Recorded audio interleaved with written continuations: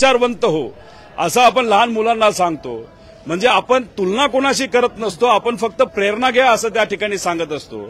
कालचं भाषण परब साहेबांचं आपण जर ऐकलं तर त्या भाषणामध्ये त्यांनी सांगितलं की जसं छत्रपती संभाजीराजेंवर अन्याय झाला, ज्या पद्धतीने त्यांच्यावर त्या ठिकाणी आघात केला गेला, तरी सुद्धा त्यांनी विचार सोडले नाही, धर्म सोडला नाही. म्हणजे विचाराशी ते पक्के राहिले. आणि आपल्या सर्वांचा जो विचार आहे तो कोणाच्या विचारातून प्रेरित आहे, तर सर्व महामानवांच्या विचारातून प्रेरित आहे. म्हणून जेव्हा केव्हा महामानवांच्या विरोधात जर कुणी काय बोललं तर आमच्या पक्षाचा असू नाही तर कोणाचे, आम्ही त्याचा विरोध त्या ठिकाणी केलाय. आणि मग आपण त्या विचारातून जेव्हा प्रेरणा घेतो, जेव्हा विचाराला आघात केला जातो, एका विचाराला आघात करत असताना राजकीय दृष्टिकोनातून जर पक्ष फोडला जात असेल, विचार तोडले जात असतील, जर राजकारण तिथं समाजकारण पैसा कुठं आला नाही पाहिजे, पैसा देऊन आमदार फोडले जात असेल तर विचाराला आघात होतो. आणि ते बोलत असताना, त्या विचारावर बोलत असताना ते जे काय प्रकरण त्यावेळेस पक्ष फोडण्याचं घडलं होतं, त्यांच्यावर जो काही ईडीची कारवाई, इतर कारवाई झाल्या होत्या, म्हणजे त्यांच्यावर आघात झाला, तरी परब साहेबांनी विचार सोडला नाही असं ते काहीतरी सांगण्याचा प्रयत्न तिथं करत होते. पण भाजपला दुसरं काय राहिलं नाही, एखाद्या मुद्द्याला राजकीय दृष्टिकोनातून वळवायचं, आंदोलन करत राहायचं. म्हणजे सरकार तुमचं, आंदोलन तुम्ही करणार. म्हणजे महत्वपूर्ण विषयावर लक्ष कोणाचं जाऊ नये. जो भ्रष्टाचार या सरकारमध्ये चाललाय त्याच्याबद्दल कुणी बोलू नये म्हणून पायऱ्यांवर सत्ताधारी येऊन तिथं गोंधळ घालतात. तसंच एखादा महत्वाचा सूर्यवंशी परिवाराला न्याय द्यावा, नाहीतर धनगर समाजाला पोराला तिथं जालन्यामध्ये हाणामारी झाली त्याला न्याय मिळावा, देशमुख परिवाराला न्याय मिळावा, म्हणून चर्चा अतिशय महत्वाची चालत असताना तिथं सुद्धा आंदोलन कोण करतंय तर सत्ताधारी त्या ठिकाणी करतात. म्हणजे त्यांना त्याच्यावर चर्चाच करायची नाही, त्याचाच हा प्रकार आहे असं आपल्याला म्हणावं लागेल. यांचा कार्यकर्ता सतीश भोसले यांचे वेगवेगळे व्हिडिओज बाहेर येत आहेत. 1.5 वर्ष आणि शिवसेनेला एक जागा, एक इच्छुक आहे, गुडघ्याला बाचिंग बांधून कशाला विधान परिषदेची निवडणूक आहे, 5 जागांवर प्रत्येकी एक जागा राष्ट्रवादी शिवसेना मिळाली आहे. तर ही डोकदुखी वाढती आहे अजितदादा आणि एकनाथ शिंदेची, कारण अनेकांना आश्वासन दिले आपल्याकडे. काय झालंय, तुम्ही जर बघितलं या सरकारमध्ये एकामेकाच्या जिरवण्यामध्ये जास्त हे सगळे सत्ताधारी तिथं बिझी आहेत. आता मराठी भाषेचा विषय जेव्हा आला, जे जोशी साहेब आहेत आरएसएसचे आणि बीजेपीच्या विचाराचे नेते, ते बोलत असताना त्यांनी मराठीचा अपमान केला. आता काल अधिवेशनामध्ये आम्ही जेव्हा हा प्रश्न विचारला, आम्ही आंदोलनं केली, तेव्हा देवेंद्र फडणवीस साहेब किती हुशार आहेत बघा. त्यांनी बोलत असताना काय बोलले की मी त्यांचं वक्तव्य ऐकलं नाही, पण मराठी भाषा ही महत्वाची भाषा आहे. पण देवेंद्र फडणवीस साहेबांनी अडकवलं कोणाला बघा, की शिंदे साहेब बोलत असताना ते काय म्हणले की जोशी साहेब कुठं चुकीचे बोलले. म्हणजे सगळा रोष महाराष्ट्राचा हा देवेंद्र फडणवीस साहेबांवर जाण्याऐवजी हा गेला जोशी साहेबांवर. त्यामुळे हे जे काही आकडे आलेत, आता ते तुम्ही 2 आमदारांच्या त्या बाबतीत अप्रत्यक्षपणे एक आता डोकेदुखी वाढणार. त्यामुळे डोकेदुखी वाढली पाहिजे. त्यांच्यातले जे लोक शिंदे साहेबांकडे गेले, अजितदादांकडे गेले, ते नाराज झाले पाहिजे. आणि नाराज होऊन ते आमच्याकडे येणार नाही तर ते बीजेपीकडे जाणार. म्हणजे बीजेपीकडे इनकमिंग वाढणार, असं कुठेतरी काहीतरी धोरण असावं. पण ती डोकेदुखी त्यांची आहे.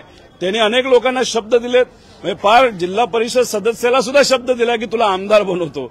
आता त्यांना भोगतावं लागेल. आता बघू काय होतं, किती नाराजगी होती. पण ही नाराजगी वाढत जाणार आहे. आणि ह्या तिघातली नाराजगी सुद्धा उद्या जाऊन एकमेकाचे कपडे फाडण्या एवढं काही आमदार त्या ठिकाणी वागतील अशी परिस्थिती येण्याची. सुरेश धस यांचा कार्यकर्ता सतीश भोसले यांचे वेगवेगळे व्हिडिओज बाहेर येत आहेत. अजूनही तो मोकाट आहे, फक्त त्याच्यावर गुन्हा दाखल झालेला आहे. सतीश कसं आहे की आपण जर बघितलं तर देवेंद्र फडणवीस साहेबांची सवय बघा, होम मिनिस्टरांची, आम्ही कारवाई केली आहे, आम्ही त्याच्यामध्ये लक्ष घातलोय, पण कारवाई केली, पण कारवाई पुढे कुठपर्यंत नेली हे ते कधी सांगत नाही.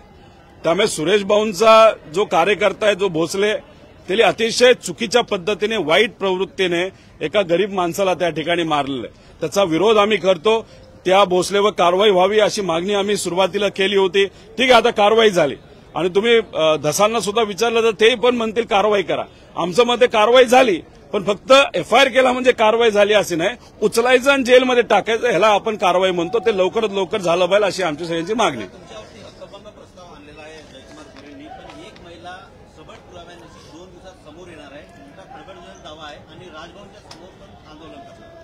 हे बघा, इथं एक महिला पत्रकार एका महिलेने तक्रार केली म्हणून, राज्यपालांना पत्र लिहिलं म्हणून प्रामाणिकपणे मला प्रश्न विचारते.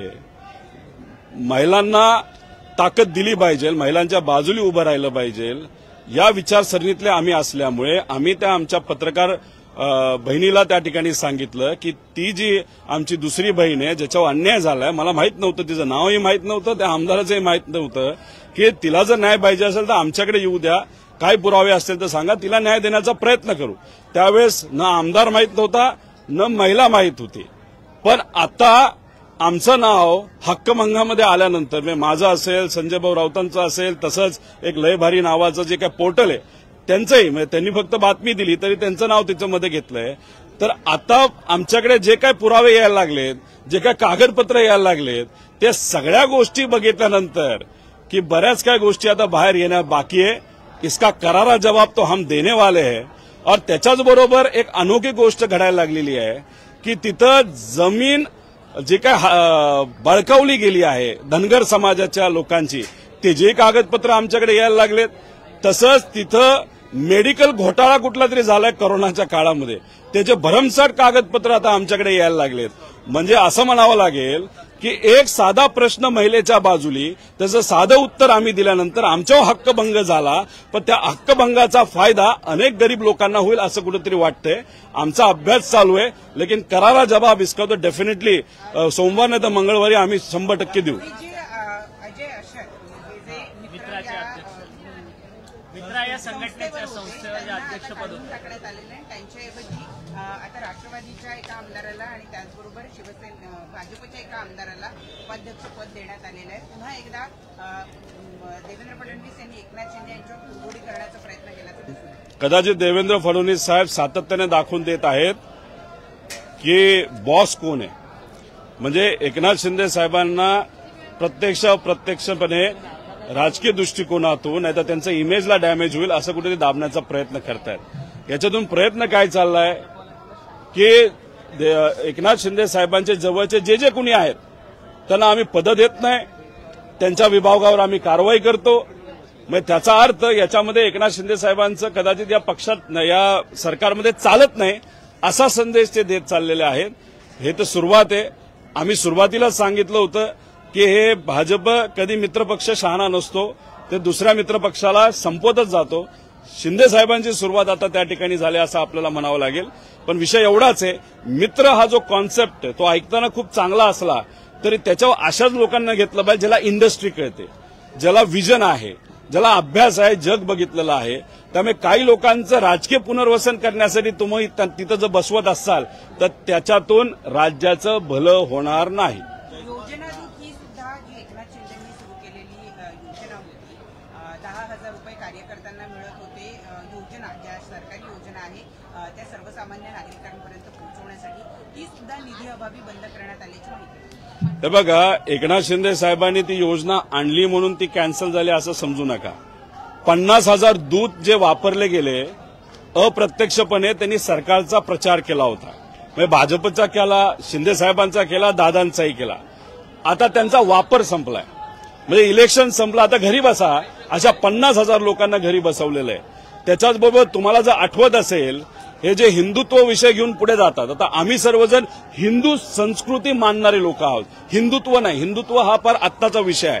आता हिंदुत्वाचे हे सगळे पक्ष आहेत हे दाखवण्यासाठी यांनी सुरू काय केलं होतं की जिथं कुठं तुम्हाला बाहेर जायचंय, जे धार्मिक तुम्हाला प्रवास करायचा आहे त्यातला बहुतांश खर्च हा त्या ठिकाणी पर्यटन म्हणजे धार्मिक पर्यटनाचा खर्च राज्य सरकार देणार.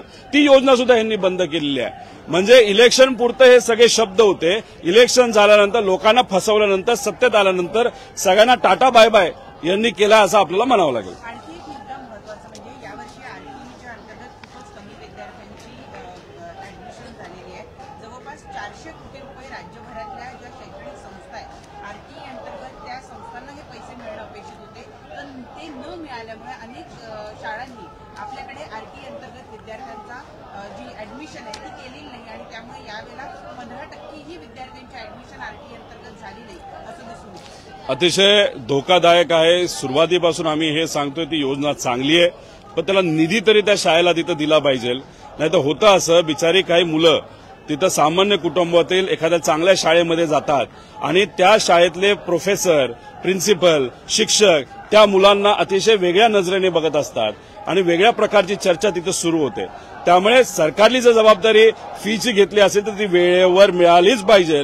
तसंच या इलेक्शनच्या आधी सरकारने एक योजना स्कॉलरशिपची आणली होती, त्याच्या बाबतीत सुद्धा अशा तक्रारी आहेत की पैसे वेळेवर मिळत नाही आणि ते जे पैसे वेळेवर मिळणार नसतील तर जसं आरटीचा आज चाललंय या सरकारच्या काळामध्ये तसंच त्या योजनेच्या बाबतीत होईल आणि ती योजना फेल ठरेल, जी आता तशी फेल ठरलेली आहे पण ती अजून मोठ्या प्रमाणात फेल ठरेल असं आमच्या सगळ्यांचं मत आहे. शेवटचा प्रश्न समृद्धी जीवन समृद्धी महेश मोते बाहेर जेलमधून बाहेर आल्यानंतर पुन्हा एकदा व्हिडिओ सर्क्युलेट करतायत. काही मित्रांची त्यांनी कंपनी काढली आणि अधिक परतावा मिळेल, पुन्हा एकदा घोटाळा करण्याचा प्रयत्न करतात. पुण्यात काही व्हिडिओ व्हायरल झाले. आता 4,000 कोटी हे त्या ठिकाणी त्यांनी लोकांचे बुडवलेत असं म्हणतात. आता 4,000 कोटी बुडवले, रिकव्हर किती झाले अजून माहित नाही. आता जेलच्या बाहेर आल्यानंतर थोडा पैसा त्यांच्याकडे असेल, नाही तर खूप सारा बाहेर सुद्धा ठेवला असेल. त्या पैशाचा वापर करून ते आता कुठेतरी लोकांना परत फसवण्याचा प्रयत्न करत आहेत. त्याचं मुख्य कारण असं असावं की कोरटकर नावाचा एक जो नागपूरचा व्यक्ती जो छत्रपती संभाजीराजांच्या विरोधात बोलला, छत्रपती शिवाजी महाराजांच्या विरोधात त्या ठिकाणी तो बोलला, तो अजूनपर्यंत जेलमध्ये नाही. तो मध्य प्रदेशमध्ये लपून बसलाय आणि त्याच्याकडे ज्या गाड्या आहेत त्या मोटेवारच्या गाड्या आहेत. म्हणजे गाड्या ज्या सीबीआयकडे असायला पाहिजे, लॉक करून ठेवल्या पाहिजे, ते वापरते कोण? कोरटकर. आता कोरटकर हा भाजपमध्ये मोठ्या मोठ्या नेत्यांच्या जवळचा एकदम मित्र, त्याच्यामुळे कारवाई होत नाही. आणि त्याचा दुसरा मित्र मोटेवार, ज्याच्या गाड्या कोरटकर वापरतो, तो बाहेर आल्यानंतर त्याचं धाडस का झालं अजून लोकांना गणवायचं? त्याचं मुख्य कारण की भाजपची लिंक मोटेवारची असं आमच्या सगळ्यांना म्हणावं लागेल. यांनी केली आहे. एकीकडे आपण जर बघितलं तर विरोधक आतापर्यंत शेतकऱ्यांच्या कर्जमुक्तीची मागणी करायचा, स्वतः सुधीर मुनगंटीवारांना ही मागणी सभागृहात करावी लागते. चांगली गोष्ट आहे. त्यांनी तो मुद्दा मांडला असेल तर आमचा पाठिंबा आहे. आम्ही सातत्याने त्या ठिकाणी त्याची मागणी करत आहे. फक्त विषय एवढाच आहे की त्यांना मंत्रिपद न मिळाल्यामुळे नाराज आहेत. आता उद्या जर त्यांचं पुनर्वसन कुठेतरी झालं की ज्या पोटतिडकीने सामान्य लोकांचे प्रश्न ते मांडतायत ते बंद होऊ नये एवढं फक्त आपल्याला बघावं लागेल. आता नाराज आहेत म्हणून सरकारच्या विरोधात कुठेतरी ते धाडस करत आहेत. ते फक्त पुनर्वसन झाल्यानंतर बंद होऊ नये एवढंच आमचं विनंती. पण ते लढतायत, त्याला आम्हाला पाठिंबा आहे. आमचं सुद्धा मत आहे 10 तारखेला जेव्हा तिथं बजेट प्रेझेंट केलं जाईल तर जे काय इलेक्शनच्या काळामध्ये या सरकारने सांगितलं होतं ते त्या गोष्टी त्या बजेटमध्ये येत आहेत का हे मात्र बघण्यासाठी आम्ही सर्वजण वाट बघत आहोत. 2 दिवसांपूर्वी जयकुमार गोरे प्रसार माध्यमांशी याच ठिकाणी बोलत होते. त्यांची भूमिका अशी तुम्ही नव्हे अशी भूमिका ते होते. पण ती पीडित महिला जी म्हणते की जयकुमार गोरेच्या केसमध्ये निर्दोष दिसणं अवघड होतं. मी उपकार केले म्हणून सुटला. जयकुमार गोरेंनी माझ्यासमोर दंडवत घातला होता. मी जेव्हा म्हणतो करारा जबाब मिळेगा तेव्हा तुम्ही बघा, वाट बघा आता सोमवार मंगळवारची. कारण की याच्यातून अनेक लोकांना न्याय मिळेल असं मला तरी वाटतं. ठीक आहे, त्यांनी स्वतः तिथं हक्कभंग मांडला. कदाचित आम्हाला असं कळालं की त्या दिवशी एक महत्वाची बैठक असल्यामुळे मी तिथं नव्हतो. मुनगंटीवार साहेबांनी तिथं अनुमोदन केलंय त्या विषयाचं. म्हणजे आश्चर्य आहे, अभ्यास करणाऱ्या व्यक्तिमत्वाली अभ्यास न करता तिथं अनुमोदन दिलं. त्यामुळे सोमवार नाही तर मंगळवार त्याचा उत्तर. अजूनपर्यंत नोटीस आलेली नाही. नोटीस आल्यानंतर नक्कीच त्या खोलामध्ये जाऊन आम्ही उत्तर देऊ. सर, एक शेवटचा प्रश्न. महाराष्ट्रामध्ये अनेक हाणामारीच्या व्हिडिओ आहेत, त्या पुढे येतात. त्यामध्ये पिंपरी चिंचवडमध्ये पाहायचं तर पोलिसांच्या वाढदिवसाचं सेलिब्रेशन आहे ते कुठेतरी गुंड करताना आहे. अनेक व्हिडिओ आहेत त्या या ठिकाणी प्रसार माध्यमांमध्ये झालेल्या आहेत. कुठेतरी बीड होत आहे का पिंपरी चिंचवड किंवा महाराष्ट्रात? लोकसभा इलेक्शन आणि विधानसभा याच्यामध्ये भाजपच्या तसंच त्यांच्या इतर मित्रपक्षाच्या आमदारांचा प्रचार हा गुंडांनी केला हे आम्ही पुराव्यासकट दाखवलं. आणि तुम्ही जर बघितलं तर हे सरकार आल्यानंतर बऱ्याच ठिकाणी गुंड मंत्र्यांना भेटतानाचे फोटो आलेत, व्हिडिओज आलेले आहेत. त्याचा अर्थ कुठेतरी आता पोलिसांमध्ये संदेश दिलेला आहे की हे सरकार सामान्य लोकांचं नसलं तरी गुंडांचं मात्र आहे. त्यामुळे गुंडांच्या नादी आपण जर लागलो तर आपल्या नोकरीवरनं काढलं जाईल, नाही तर आपली बदली होईल. ह्या गोष्टी पोलिसांना कळल्या असल्या हव्या. म्हणून सामान्य लोकांना जवळ करण्यापेक्षा वाढदिवसानिमित्त पोलिसांचा वाढदिवस कोण साजरा करते तर गुंड साजरा करतात. हा कसला संदेश आहे? म्हणजे एक संदेश सामान्य लोकांमध्ये आहे की आता पोलीस स्टेशनला जाऊच नका, कारण का हा गुंड त्या पोलीस स्टेशनच्या प्रमुखाचा वाढदिवस तिथं साजरा करतोय. म्हणजे आता पोलीस स्टेशनला पण जाऊ नका, पोलिसांकडे येऊ नका. उद्या एखाद्या महिलेवर अत्याचार झाला, तिथं कुठेतरी पैसे लुटले गेले तरी गप्प बसा, एवढाच कुठेतरी संदेश देण्याचा प्रयत्न. अतिशय डेंजरस गोष्ट ही चालली. पूर्वी बिहार आणि उत्तर प्रदेश जसं होतं तसं महाराष्ट्राची आजची परिस्थिती आहे. म्हणून मी सातत्याने तुम्हाला सांगतो, 2014 पासून आतापर्यंतचा इतिहास बघितला, नेहमी भाजपचं जेव्हा सरकार आलेलं आहे तेव्हा महाराष्ट्राचा अपमानच झालेला आहे. महाराष्ट्राचा जो विकास होत होता तो विकास आता खुंटला आहे, तो कमी होत चाललेला आहे. आणि तसं बघितलं तर या बाबतीत सुद्धा सुरक्षा व कायदा सुव्यवस्थेचा जो विषय आहे त्याच्याबद्दल सुद्धा आपण मागच्या लेवलला जात चाललेलो आहे. म्हणजे महाराष्ट्राच्या अस्मितेला या लोकांनी कुठेतरी घाला घातलाय असं आमचं सगळ्यांचं मत आहे.